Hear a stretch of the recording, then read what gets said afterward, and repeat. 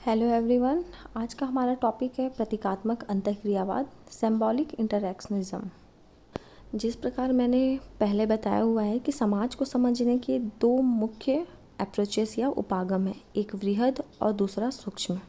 प्रतीकात्मक अंतःक्रियावादी सूक्ष्म उपागम पे बल देते हैं। सूक्ष्म या माइक्रो स्टडी में व्यक्ति को इम्पोर्टेंस मानकर व्यक्ति के आधार पर संपूर्ण समाज को समझने की कोशिश की जाती है। वैसे तो अंतःक्रियावादियों की जो सूची है वो बहुत लंबी है, पर जिन्होंने इस ओर अपना बहुमूल्य योगदान दिया है उनमें है George Herbert Mead, Charles Horton Cooley, Herbert Blumer और इरविन गॉफमैन। आज हम इनकी थ्योरी और इनका प्रतीकात्मक अंतःक्रियावाद पर अपना योगदान के बारे में जानेंगे। ये बहुत ही इम्पॉर्टेंट थ्योरी है सोशियोलॉजी में, और समाजीकरण या सोशलाइजेशन में चार्ल्स कूले और हर्बर्ट मीड का बहुत बड़ा योगदान है।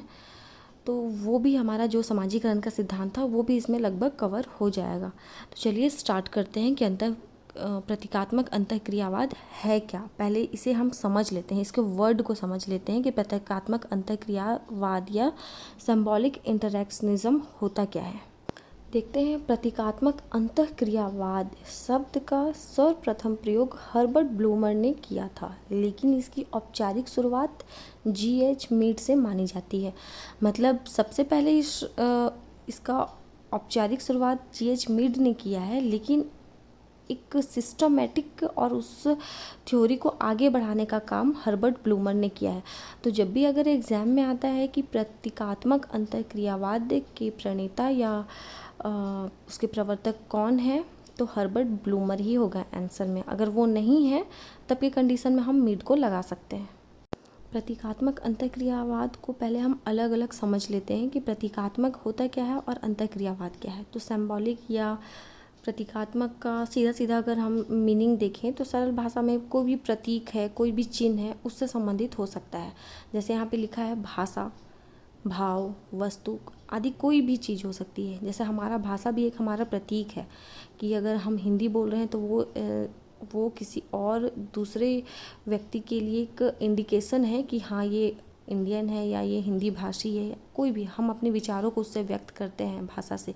तो ये बहुत इम्पॉर्टेंट है प्रतीक का, जो चिन्ह के रूप में हम भाषा को लेते हैं या लैंग्वेज को लेते हैं।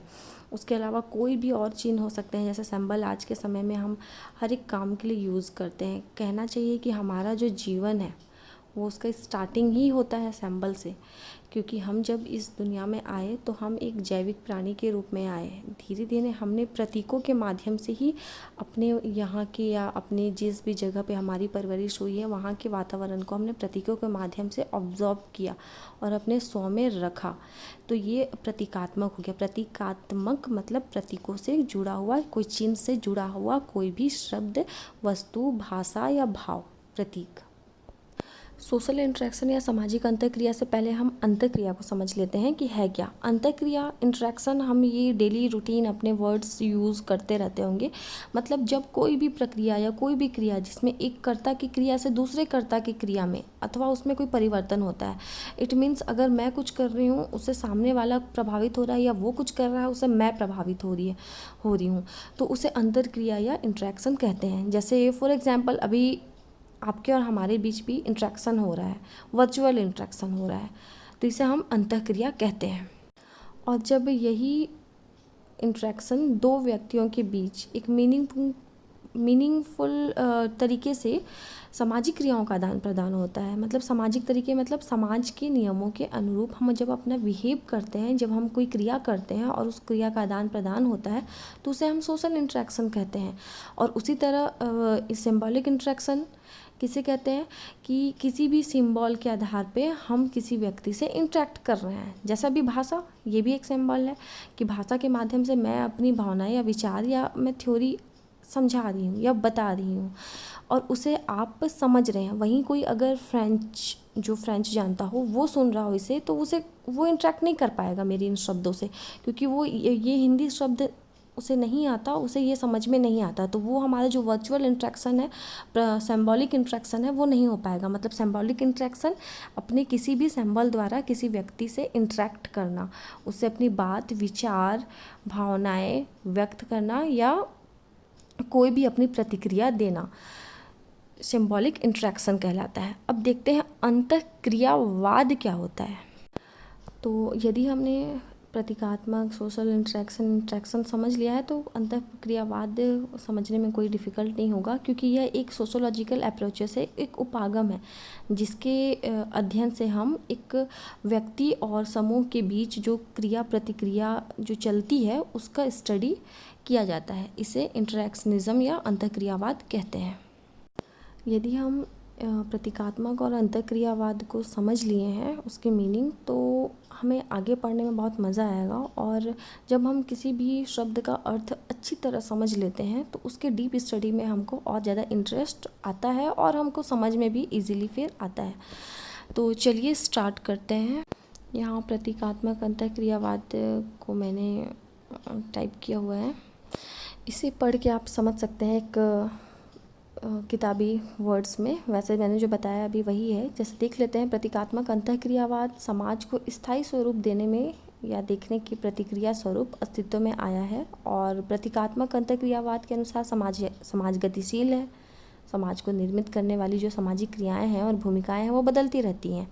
इसलिए समाज का अध्ययन संरचनावादी दृष्टिकोण से ना करके प्रक्रियावादी दृष्टिकोण से करना ज़्यादा सही है, क्योंकि ज़रूरी नहीं है आज समाज जैसा है आज से या नेक्स्ट जनरेशन में वैसा ही समाज रहे या आने वाले समय में वैसा ही समाज रहे। इसलिए इनका मानना है कि हमें एक प्रक्रियावादी दृष्टिकोण से इसका स्टडी करना चाहिए। प्रतीकात्मक अंतःक्रियावाद के अनुसार प्रतीकों के माध्यम से ही व्यक्ति एक दूसरे से इंटरेक्ट करते हैं। प्रतीकों के अभाव में मानवीय अंतःक्रिया संभव ही नहीं है।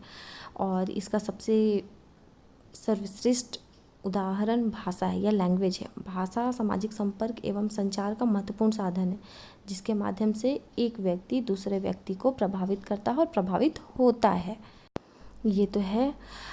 इसका सबसे अच्छा एग्जाम्पल अगर हम ले तो मूवी को ले लेते हैं। जैसे हम कोई इंग्लिश मूवी देख रहे हैं और हमें वो इंग्लिश समझ में नहीं आ रही, तो हम पिक्चर तो देख रहे हैं, कुछ समझ में आएगा, लेकिन हम उस तरीके से उसके साथ इंटरेक्ट नहीं हो पाएंगे और प्रभावित नहीं हो पाएंगे। लेकिन वही अगर सबटाइटल के साथ है तो हम कुछ इंटरेक्ट हो सकते हैं, या फिर हमारे अपने लैंग्वेज में है तो हम और ज़्यादा प्रभावित और इंटरेक्ट अच्छी तरह से हो सकते हैं।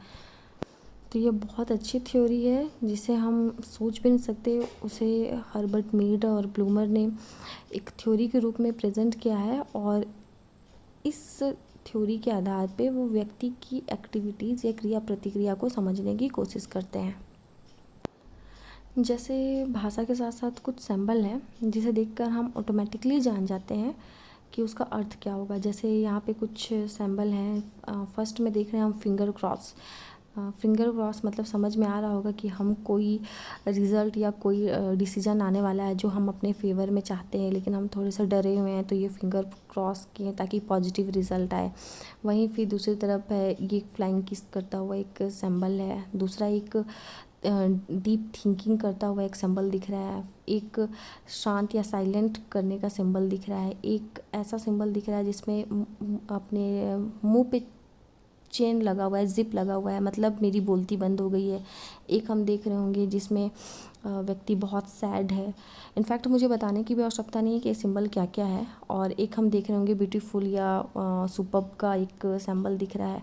इसमें कुछ महिलाएं दिख रही हैं जिसमें वो साड़ियाँ ही पहनी हैं, पर अलग अलग तरीके की साड़ियाँ पहनी हैं। जैसे एक हम दिख रहे हैं, एक जो फर्स्ट है उसमें एक बंगाली स्टाइल में साड़ियाँ पहनी हैं।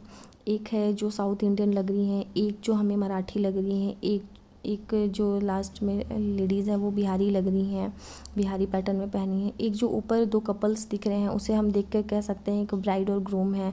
तो मतलब कहने की ज़रूरत ही नहीं, हम उनके ड्रेस या उनके पहनने के जो पैटर्न है या स्टाइल है उसे देखकर हम डिसाइड कर रहे हैं कि वो बंगाली है होगी, या वो मराठी होगी, या वो साउथ इंडियन होगी, या फिर अगर नहीं भी है तो वो उस पैटर्न की या उनकी स्टाइल के जो ड्रेस है उसको फॉलो की है। इस तरह हम सिर्फ देख के हम किसी के बारे में भी अपना नज़रिया या निर्णय ले सकते हैं कि ये क्या है।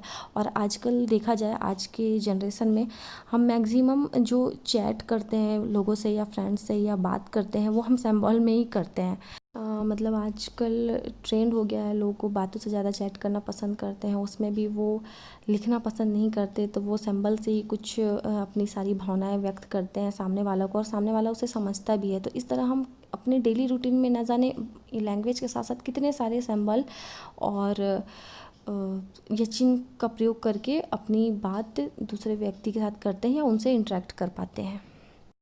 ओके, मुझे लगता है प्रतीकात्मक अंतःक्रियावाद या सिंबॉलिक इंटरैक्शनिज्म आपको समझ में आ गया होगा, और कुछ क्वेरीज़ है तो आप मुझे कमेंट कर सकते हो। और इसके नेक्स्ट पार्ट में हम जॉर्ज हर्बर्ट मीड के सिंबॉलिक इंटरैक्शनिज्म के बारे में पढ़ेंगे और चर्चा करेंगे। Thanks for watching.